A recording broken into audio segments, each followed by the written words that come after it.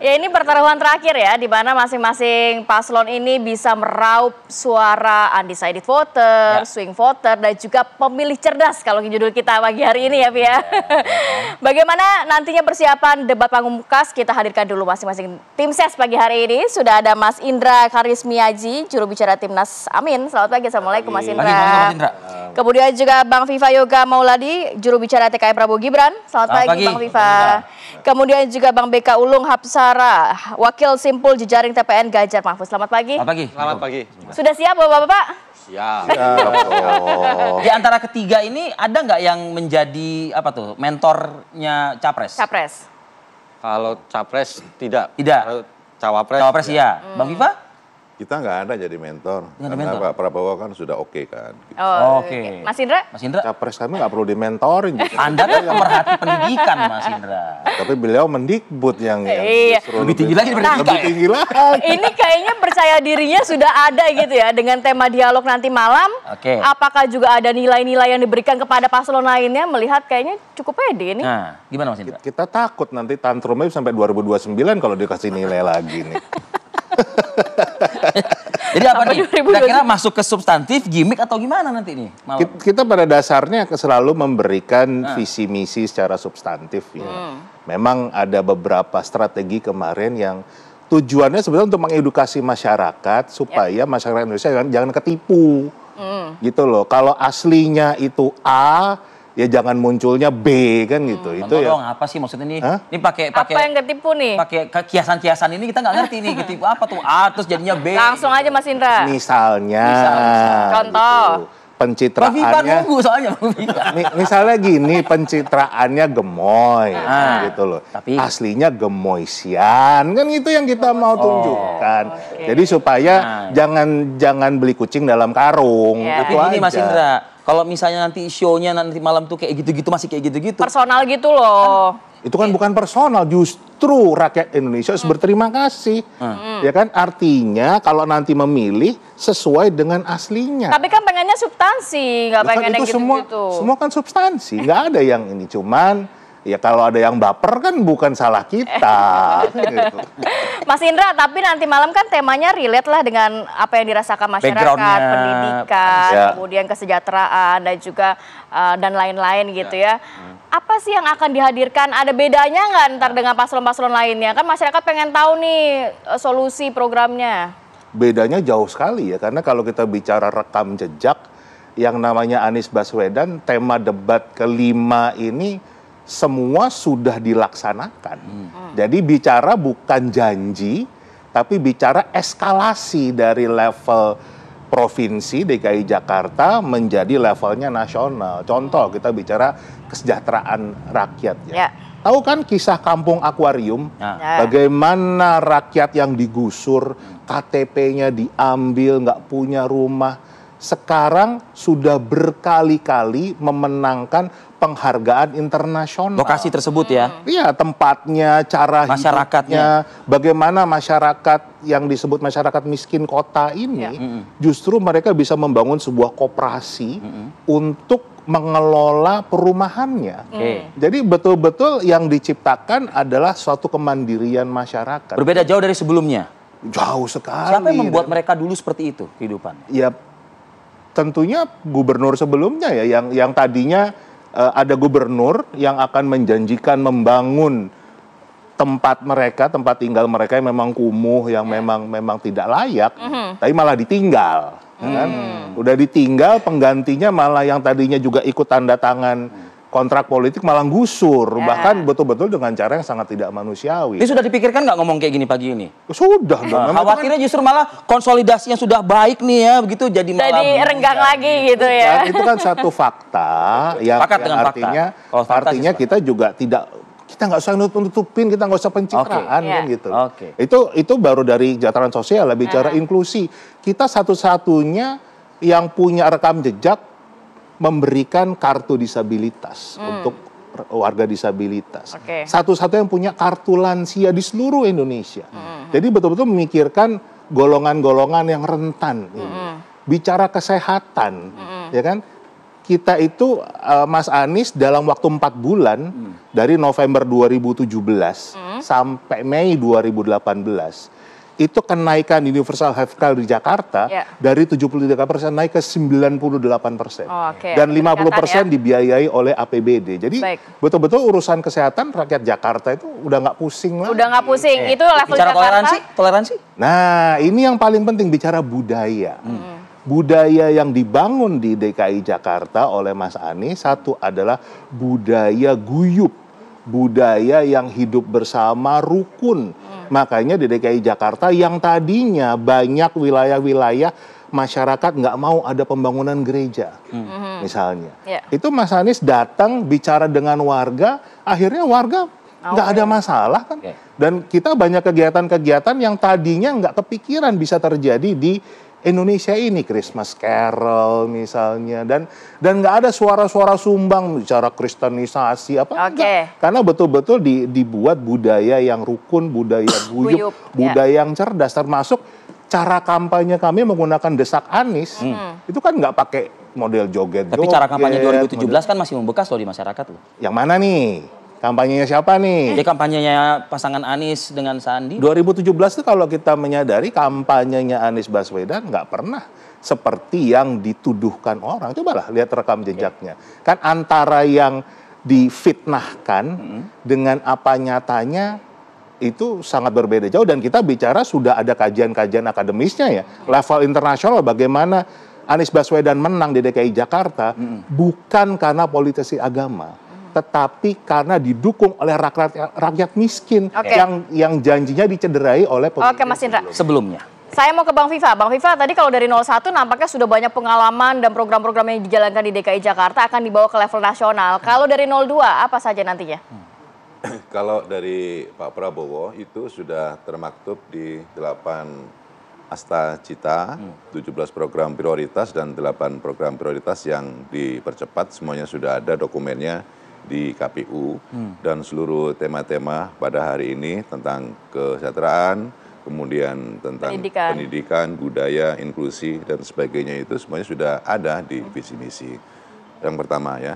Yang kedua, Pak Prabowo Gibran itu ingin mensosialisasikan ide, gagasan, program ke seluruh masyarakat Indonesia agar mereka mengetahui apa pilihan mereka, sudah tepat apa belum dengan ide, gagasan, dan program. Kalau di sela-sela ada gimmick itu hal yang biasa. Jangan kemudian gimmicknya... maksudnya joget-joget gemoy gitu? Jangan, kan seluruh pasangan... ketiga kemarin nggak ada joget. Pasangan calon seluruhnya kan juga pasti ada gimmick lah. Cuman yang laku di masyarakat itu kan Pak Gemoy. Gitu. Jadi ya kayak gitu itu nggak usah diperdebatkan gitu loh. Itu kan aspirasi dari masyarakat netizen yang kemudian dia sangat reaktif dengan persoalan itu. Tapi menurut saya, mohon maaf Bang Viva, mungkin publik itu melihatnya bukan masalah gemoy atau tidak gemoy, joget dan tidak joget gitu. Karena dari beberapa kali debat ini, substansif, menyasar ke substansif ini Pak Prabowo dianggap ini kurang optimal. Begitu. Saya rasa dari perdebatan sebagai bagian dari model kampanye yang sudah diatur di Undang-Undang Pemilu nomor 7 tahun 2017, seluruh substansi dari pasangan calon itu ada semuanya di visi misi. Hanya tinggal pilihan-pilihan narasi. Sampaikan secara langsung. Pilihan-pilihan narasinya, pilihan-pilihan diksinya, kemudian pertanyaan dan jawaban itu juga menjadi bagian penting dalam proses untuk mengembangkan visi dan gagasan yang sudah ada di program KPU itu. Intinya bahwa debat sebagai bagian dari model kampanye itu harus satu, dapat meningkatkan proses kesadaran politik masyarakat. Yang kedua, masyarakat mengetahui ide, gagasan, pemikiran dari seluruh pasangan calon, tentunya disertai dengan hal-hal yang lebih bagus, yang lebih atraktif, yang lebih intelektual, yang lebih menghormati terhadap seluruh pasangan calon. Tapi udah siap belum nanti ada nilai-nilai yang diberikan lagi kepada Pak Prabowo? Pasangan yang lain memberikan nilai kepada Pak Prabowo dan Pak Prabowo tidak akan memberikan nilai kepada pasangan calon yang lain. Tapi katanya kemarin cemas ya di hadapan masyarakat di mana ya waktu itu katanya khawatir jadi turun jadi 0 nanti nilai saya. Sebulan loh itu khawatir. Oh enggak ada khawatir. Bagaimana rasa khawatir dari sisi hasil lembaga survei Pak Prabowo nomor 1 kok khawatir bagaimana? Gitu ya kan? Khawatirnya di mana? Jadi persoalan narasi, kemudian ketika bersinggungan, berinteraksi dengan masyarakat, itu kan ada canda-canda. Jangan dibuat baper dong, ya kan? Biasa saja. Om Viva, tapi pada prinsipnya kalau di kubu 2 itu lebih mengedepankan soal visi misi tersebut begitu ya. Iya dong. Artinya kan kalau kita lihat berkaca ke Mas Indra Karismiaji tadi mengatakan tentu kan perlu ada semacam kayak contoh-contoh.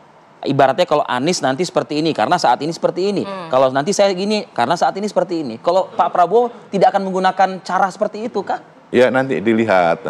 Misalnya soal pendidikan, Pak Prabowo kan juga konsen di pendidikan, meningkatkan kualitas Unhan, membuka politeknik di Atambua NTT dan beberapa hal yang menjadi bagian dari tema debat ini juga sehari-hari sudah dilaksanakan oleh Membayangkan Pak Prabowo mungkin nggak nanti malah mengatakan ya tapi kan Bapak kan dicopot sama Pak Presiden jadi menteri seperti itu. Oh, tidak akan begitulah. Kenapa tidak seperti itu? Ya, itu kan masyarakat juga sudah tahu kan soal itu kan. Dan kita akan menghindari prasangka-prasangka yang tidak baik lah. Karena ini kan debat. Jadi nggak ada serangan-serangan personal ya nanti ya? Debat itu harus menyegarkan, harus mendinginkan suasana, apalagi sebentar lagi mau pencoblosan, ya kan? Ya, betul. Jadi ini bagian dari proses pendidikan politik rakyat, biarlah rakyat yang menilai gitu. Karena seluruh pasangan calon kan pasti jubirnya akan mengatakan kecap nomor 1. Nanti kita mau ke Mas BK. Mas BK tadi kan juga sudah dijelaskan masing-masing paslon ya. Cuma banyak juga kalangan yang menyatakan satu contoh aja isu yang nanti diangkat nanti malam, pendidikan. Banyak yang mengatakan ini nampaknya visi misi masing-masing paslon ini tidak menyasar dari permasalahan yang ada di pendidikan. Seperti angka putus sekolah yang tinggi, tingginya biaya pendidikan, gaji guru yang rendah. Apakah nanti itu bisa dijawab oleh 03? Tapi tahan dulu. Kita tahan dulu. Perbincangan saat lagi tetap bersama kami di Apa Kabar Indonesia Pagi. Oke, kita menyambung pertanyaan menggantung Mas BK. Tadi juga ada kritikan dari Mas Indra, kemudian juga apa yang diberikan nanti malam untuk menjawab persoalan-persoalan masyarakat yang dihadapi dengan tema yang relate juga pastinya. Ya, yang pertama ada 3 sebenarnya yang sudah disiapkan pasangan 03 begitu ya. Yang pertama, Mas Ganjar ini sudah teruji rekam jejaknya. Jadi anggota legislatif, jadi gubernur 2 periode dengan berbagai program yang jadi topik nanti malam. Kalau Jakarta tadi jualan tuh Mas BK. Iya, Jakarta jualan tadi. Jualan. Iya kan? Disabilitas, ramah dan itu sebenarnya juga dilakukan lebih baik di Jawa Tengah dibandingkan apa yang sebutkan dong contohnya. Misalnya begini. Ada award-nya, akuarium dan lain-lain. Tapi nggak ada di sana. Jawa Tengah nggak dapat award. Ada internasional. Ada begini. Yang pertama misalnya program yang sangat merakyat, namanya Jateng Gayeng Nginceng Wong Meteng. Artinya apa? Itu Jateng bergembira mengawasi orang yang hamil. Artinya ketika ada butuh bantuan orang-orang perempuan yang hamil, itu ibu-ibu hamil, itu kemudian dibantu tetangganya, dibantu oleh layanan fasilitas kesehatan dan yang lain sebagainya. Pendidikan, ada SMK unggulan yang kemarin juga diakui Jokowi sebagai salah satu inovasi. Itu baru 2 contoh. Baru 2 contoh, padahal banyak sekali yang akan disampaikan Mas Ganjar. Itu yang pertama berdasarkan rekam jejak. Yang kedua adalah Mas Ganjar ini sudah berkunjung dan Pak Mahfud sudah berkunjung ke 315 titik di seluruh Indonesia. Artinya apa? Itu menyerap apa saja sih aspirasi warga. Apa sih kebutuhan disabilitas, kebutuhan perempuan, kebutuhan lansia, kebutuhan anak-anak sekolah, pendidikan tinggi dan yang lain sebagainya. Itu 315. Termasuk Jakarta 315. Termasuk Jakarta, tentu saja. Jalan nggak tuh yang disampaikan tadi tuh? Apa? Yang katanya Jakarta sudah ramah disabilitas, sudah toleransi juga sudah baik. Kalau yang fakta-fakta itu kita juga harus mengapresiasi saya kira, karena ada perbaikan-perbaikan. Saya kira itu. Nah, yang ketiga, ini yang tidak kalah pentingnya yang mungkin juga tidak dimiliki oleh pasangan yang lain adalah kerjasama antara Pak Mahfud dengan Mas Ganjar untuk bisa saling mengisi nih. Kira-kira pengalamannya Pak Mahfud apa sih? Pengetahuannya Pak Mahfud apa sebagai legislatif, sebagai mantan ketua MK, eksekutif juga, pengalamannya di topik-topik itu apa? Jadi kami ini pasangan 03 ini seperti duit tunggal, saling mengisi itu. Dan nanti juga begitu. Jadi PD nanti 03 yang akan bersinar malam ini. Oh, bersinar cerah. Nggak seperti kayak begini ini, mendung ini. Tapi nanti malam akan bersinar terang ini memanfaatkan situasi atau memang bersinar terang dari awal begitu? Kita ini pakai nanti kalau ketawa. kalau pakai istilah bola ini, kami udah menyiapkan 3 taktik ini. Catenaccio ini Grendel ini. Bertahan begitu. Kemudian tiki taka, otak-atik gol seperti debat ketiga. Atau yang terakhir ini, total football.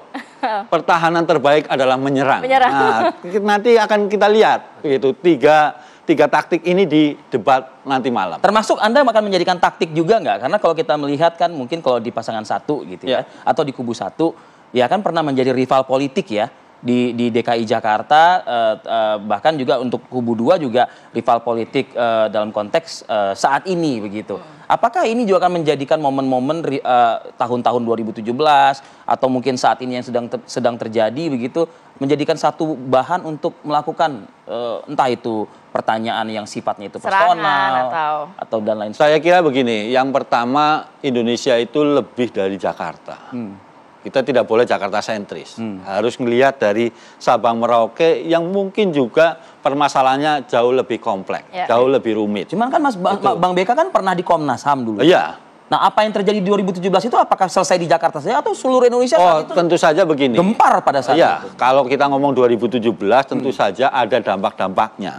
Tapi saya yakin seluruh kepala daerah di Indonesia juga bekerja keras untuk mengatasi bagaimana segregasi politik berdasarkan misalnya soal latar belakang itu ya, agama, suku atau latar belakang sosial. Itu saya kira kita juga harus melangkah lebih maju dari itu. Itu yang pertama. Yang kedua juga nanti malam ini Mas Ganjar akan menyiapkan data-data. Meskipun itu juga sebenarnya sudah disampaikan pada debat ketiga. Kami datanya akan lebih kuat. Kenapa? Supaya tidak dituduh kemudian menyerang personal. Padahal yang dituduh itu yang kalah debat itu ya karena nggak siap saja gitu. Ini kan advokatnya ini ya 02 ini kan nggak siap data begitu ya. Terus kemudian data-data yang disampaikan Mas Ganjar ini kan riset gitu. Yang itu bisa dibuka oleh misalnya global index. Oh, data nanti malam. Oh ya nanti malam dong. Keluarnya nanti malam. Nanti bisa jadi kisi-kisi nanti malam. Pokoknya data-data terkait kesehatan, pendidikan, kesejahteraan sosial, ada semua. Jadi memang tidak akan menyerang secara personal, tapi data itu yang akan dibawa nantinya. Kami akan berdasarkan data supaya nanti kalau ada yang baper ya bukan. Supaya Pak Jokowi juga tidak baper ini, gitu ya. Karena kemarin sudah menyampaikan debat terakhir harus substansi, visi misi, gitu, tidak personal. Dan kami sepakat kami tidak pernah menyerang personal. Bang tapi Viva, data, gitu.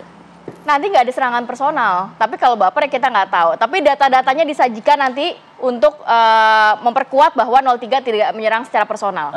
Ya tidak ada baper dan tidak ada personal.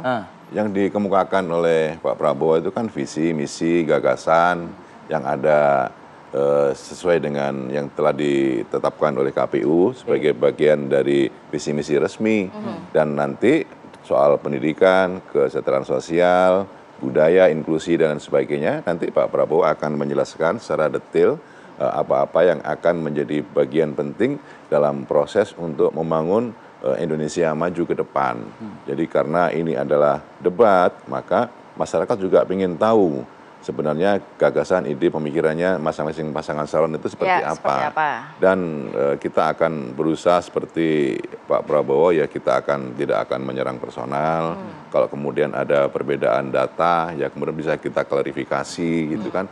Jadi memang data itu penting. Yakin akan diklarifikasi nanti malam itu? Tergantung dari sumbernya. Dalam proses untuk klarifikasi rasanya tidak akan mungkin dalam waktu 1 menit 2 menit gitu. Karena gini, karena berlihat. Tapi begini, jangan sampai mengemukakan data, datanya kemudian menjadi multitafsir, ya kan? Contoh misalnya soal food estate, kan? Katanya tidak ada SK dari KLHK, itu kan sudah ada 2 kali. Itu disampaikan oleh?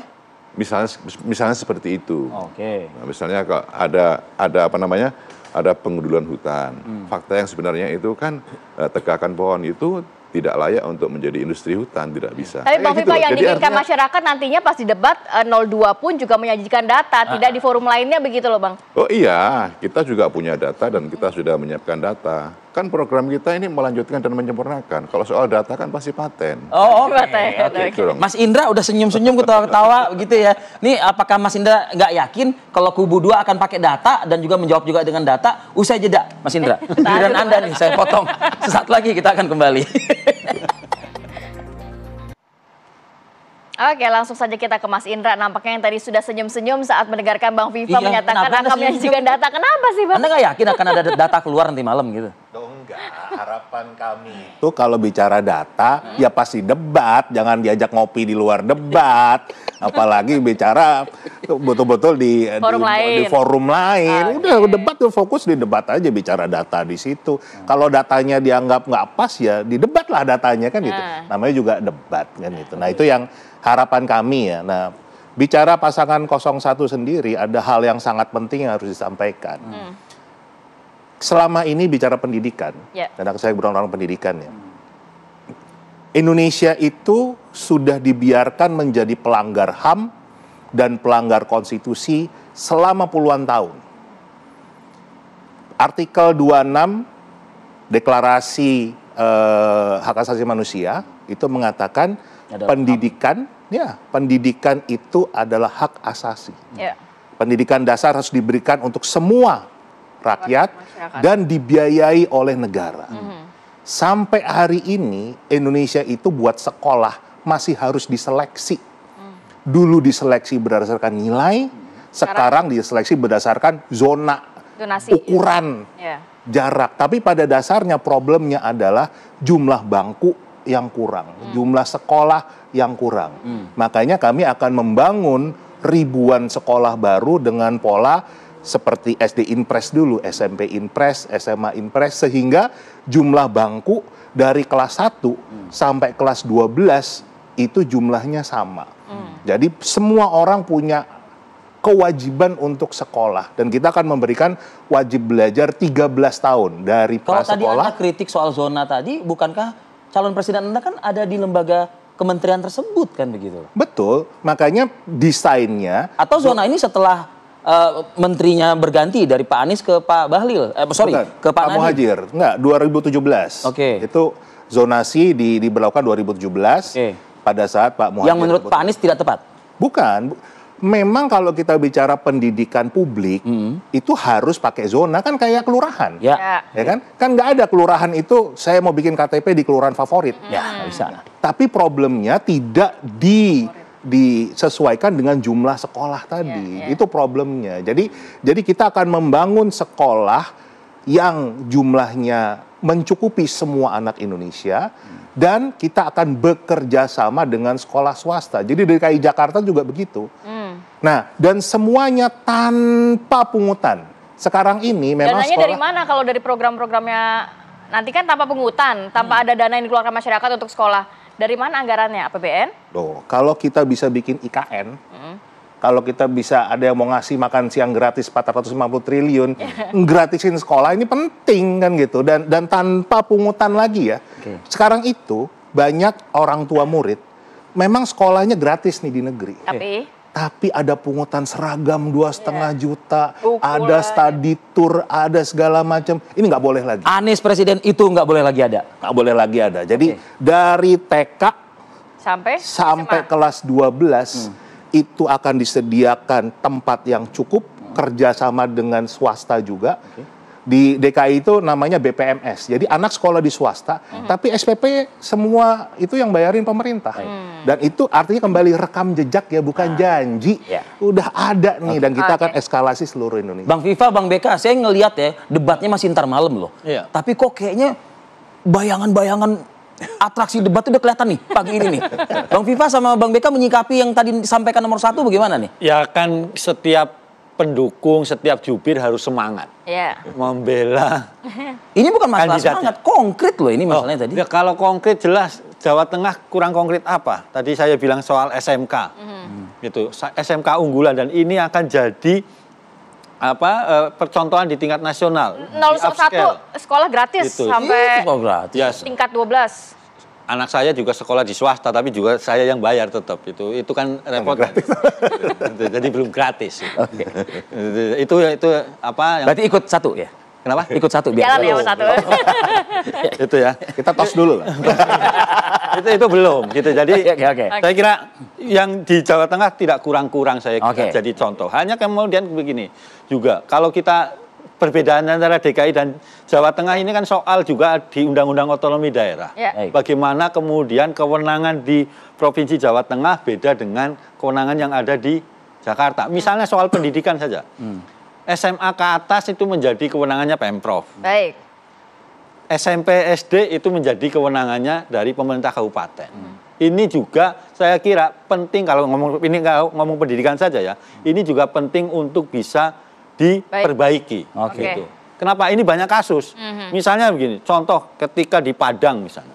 Dulu sempat ada kewajiban untuk jilbab kepada siapapun begitu ya. Oke. Nah, saya itu waktu itu masih di Komnas begitu ya. Begitu turun di Pemprov tidak ada masalah gitu ya. Selesai gitu ya. Bahwa tidak ada lagi paksaan terhadap siapapun untuk mengekspresikan paham keagamanya. Tetapi ketika turun di pemerintah kabupaten ini masih sulit sekali. Nah, pada titik-titik ini lubang-lubang ini yang akan diperbaiki. Itu baru dari contoh pendidikan saja. Ya, baik singkat saja Bang Viva. Ya, Prabowo Gibran akan terus meningkatkan kualitas pendidikan sesuai dengan Undang-Undang Pendidikan. Seorang manusia, mencetak manusia yang unggul, yang kreatif, inovatif, beriman kepada Tuhan, dan cinta tanah air.